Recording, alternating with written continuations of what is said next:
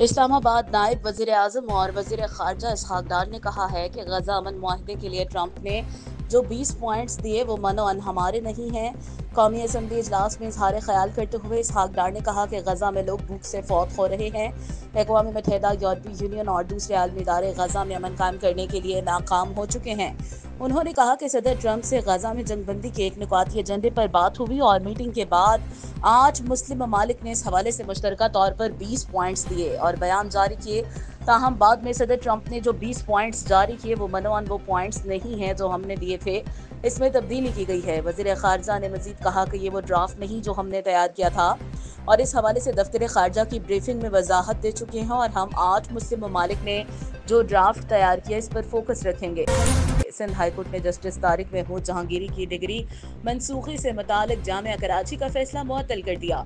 Sindh high court में Islamabad high court के justice Tariq Mahmood Jahangiri की डिग्री मनसूखी के खिलाफ दरख्वास्त पर समाअत हुई, जिस सिलसिले में रजिस्ट्रार जामिया कराची प्रोफेसर इमरान सिद्दीकी अदालत में पेश हुए।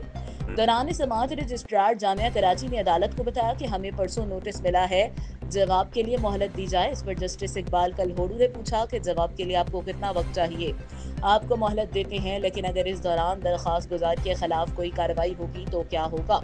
इस मौके पर बैरिस्टर सलाहुद्दीन ने कहा कि फरीकैन को जवाब के लिए मोहलत दे दें, लेकिन तब तक आर्डर मुअत्तल कर दें। वज़ीर आज़म के कोऑर्डिनेटर राना एहसान अफजल ने कहा, आज़ाद कश्मीर में मुजाहिरीन के मुतालबात बजा हैं, लेकिन इसके लिए तशद्दुद का रास्ता इख्तियार नहीं किया जाना चाहिए।